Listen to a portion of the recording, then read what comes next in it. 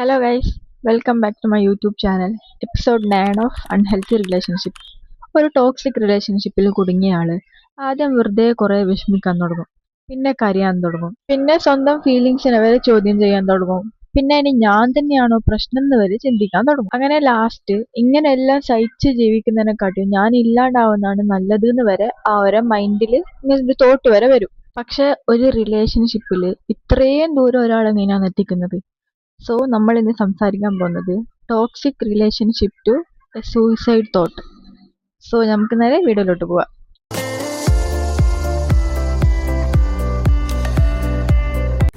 ഈ video സൂയിസൈഡിനെ glorify ചെയ്യാനോ ആരെയും ട്രിഗർ ചെയ്യാനോ അല്ല.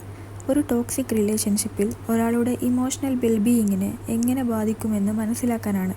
നിങ്ങൾക്ക് ഇപ്പോൾ തന്നെ നിങ്ങളെ ഹേർട്ട് ചെയ്യണമെന്നോ ജീവിക്കണ്ടോ എന്നോ തോന്നുന്നുണ്ടെങ്കിൽ ഒറ്റയ്ക്കിരിക്കാതെ വിശ്വസിക്കുന്ന ഒരാളോട് ഉടനെ പറയുകയോ പ്രൊഫഷണൽ ഹെൽപ്പ് തേടുകയോ ചെയ്യണം. എല്ലാ റിലേഷൻഷിപ്പും ആദ്യം തന്നെ ഇതൊരു ടോക്സിക് റിലേഷൻഷിപ്പ് ആണെന്ന് നമുക്ക് തോന്നൂല. ആദ്യം ചെറിയൊരു ക്രിറ്റിസിസം പോലെ, പിന്നെ ഒരു ചെറിയ കൺട്രോളിങ് ബിഹേവിയർ, അവരോട് സംസാരിക്കണ്ട, അവിടെ പോകണ്ട, ആ ഡ്രസ്സിലിടണ്ട, നീ എന്തിനാ അവരോട് ഇത്ര കമ്പനി ആവേണ്ട കാര്യം, അത് ചെയ്യണ്ട, ഇത് ചെയ്യണ്ട, ഇങ്ങനെ ഓരോന്നായിട്ട് തുടങ്ങും. സ്റ്റാർട്ടിങ്ങില് നമ്മൾ വിചാരിക്കും അയാൾക്ക് നമ്മളോട് കെയറിങ് ഉള്ളത് കൊണ്ടാണ് ഇങ്ങനെല്ലാം പറയുന്നത്. അങ്ങനെ മെല്ലെ മെല്ലെ കെയറിങ്ങിനും കൺട്രോളിങ്ങിനും ഇടയിലുള്ള ഒരു ഡിഫറൻസ് നിങ്ങൾ മനസ്സിലാക്കാണ്ട് പോകും. പിന്നെ ഇമോഷണൽ മാനിപ്പുലേഷൻ വരും.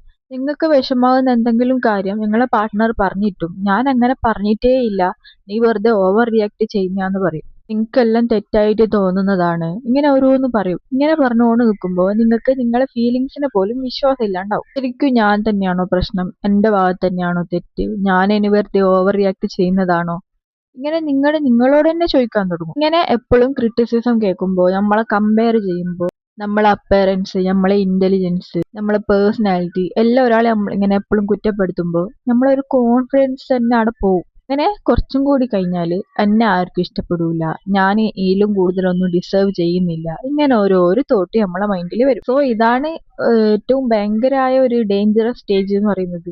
കാരണം ഒരാൾക്ക് അയാളുടെ ഓൺ വാല്യൂ തന്നെ മനസ്സിലാക്കാൻ കഴിയാണ്ട് പോകുന്ന ഒരു അവസ്ഥ. ടോക്സിക് റിലേഷൻഷിപ്പ് ചിലപ്പോൾ നമ്മളെ ഫാമിലിയിൽ നിന്നും, നമ്മളെ ഫ്രണ്ട്സിൽ നിന്നും, നമ്മളെ സോഷ്യൽ മീഡിയയിൽ നിന്നും ഒക്കെ അകറ്റി നിർത്താൻ വേണ്ടി ശ്രമിക്കും. എങ്കിലും നമ്മളിൽ നടക്കുന്ന വഴക്കും നമ്മളെ പ്രശ്നങ്ങളും എല്ലാം വെറുതെ എക്സ്പ്ലെയിൻ ചെയ്യേണ്ടാന്ന് മടിച്ചിട്ട് നമ്മൾ തന്നെ ബാക്കിയുള്ള ആൾക്കാരിൽ നിന്ന് അകന്നു നിൽക്കും. എന്റെ പ്രശ്നങ്ങൾ ആരോടും പറയണ്ട, ആരും എന്നെ മനസ്സിലാക്കുന്നില്ല എന്നെല്ലാം പറഞ്ഞിട്ട് അങ്ങനെ ഒരു തോട്ട് നമ്മളെ മൈൻഡിൽ വരാൻ തുടങ്ങും. പക്ഷെ ഒരു മനുഷ്യന് ഏറ്റവും സപ്പോർട്ട് വേണ്ട സമയത്താണ് അയാള് അധികം ഒറ്റപ്പെടൽ. ഞാൻ പറയാൻ പോകുന്നത് ഭയങ്കര ഇമ്പോർട്ടന്റ് ആയ സ്റ്റേജ് ആണ്. കാരണം അല്ലെങ്കിൽ നമ്മൾ കുറേ പ്രാവശ്യം വിചാരിക്കും ഇത് ശരിയാവും, ഇത് മാറും, അയാൾ മാറും, നമ്മൾ ഈ റിലേഷൻഷിപ്പ് ശരിയാവും എന്നല്ല. പക്ഷെ ഒരേ പാറ്റേൺ വീണ്ടും വീണ്ടും വീണ്ടും അയാൾ ആവർത്തിച്ചുകൊണ്ട് നിൽക്കുമ്പോൾ ഇതൊന്നും ഒരിക്കലും മാറാൻ പോകുന്നില്ല. ഇങ്ങനെ ഒരു ഫീല് നിങ്ങൾക്ക് വന്നാല് അത് ഹോപ്പ്ലെസ്നെസ് ആണ്.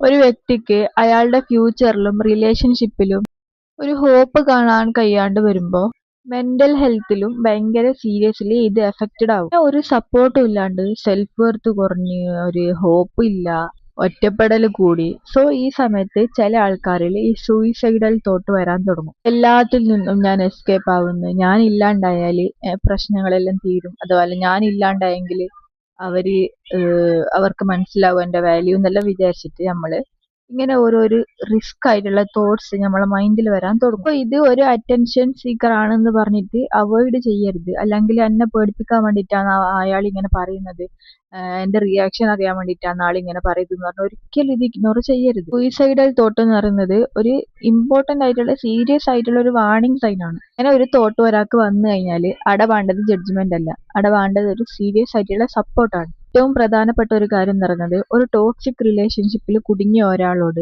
ജസ്റ്റ് ലീവ് ദം ഇങ്ങനെ പറയുന്നത് മാത്രം മതിയാവൂല. കാരണം അവര് ഫിനാൻഷ്യലി ഡിപ്പെൻഡ് ആയിരിക്കാം, ഇമോഷണലി ഡിപ്പെൻഡ് ആയിരിക്കാം, ഫാമിലി പ്രഷർ ഉണ്ടാകാം, ഫിയർ ഉണ്ടാകാം, അല്ലെങ്കിൽ എനിക്കിനി ആരും ഇല്ല എന്നുള്ളൊരു ഫീല് തന്നെ അവരുടെ ഉള്ളിലുണ്ടാവും. സോ ആദ്യം നിങ്ങൾ നിങ്ങളുടെ ഒരു ട്രസ്റ്റഡ് പേഴ്സണോട് സംസാരിക്കാം, ഒരു സപ്പോർട്ട് സിസ്റ്റം അവിടെ ബിൽഡ് ചെയ്തെടുക്കാം. നിങ്ങളെ ബൗണ്ടറീസ് നിങ്ങൾ തിരിച്ചറിയുക. ആവശ്യമാണെങ്കിൽ ഒരു കൗൺസിലിങ്ങിനോ ഒരു മെന്റൽ ഹെൽത്ത് പ്രൊഫഷണലോ പോയിട്ട് നിങ്ങൾ സംസാരിക്കാം, ഷെയർ ചെയ്യുക. ഒരു റിലേഷൻഷിപ്പ് എന്ന് പറയുന്നത് നിങ്ങളെ ലൈഫിന്റെ അത്ര ഇമ്പോർട്ടന്റ് അല്ല, നിങ്ങൾക്ക് നിങ്ങളാണ് ഏറ്റവും വാല്യുവബിൾ ആയിട്ടുള്ള പേഴ്സൺ. സോ ഒരു ടോക്സിക് റിലേഷൻഷിപ്പ് എന്ന് പറയുന്നത് ഒരാൾ ഒരു ദിവസം കൊണ്ട് തകർക്കുന്നതല്ല, അത് പലപ്പോഴായിട്ട് മെല്ലെ മെല്ലെ ഓരോ വേദനകൾ ഇങ്ങനെ തന്നുകൊണ്ട് നിൽക്കും.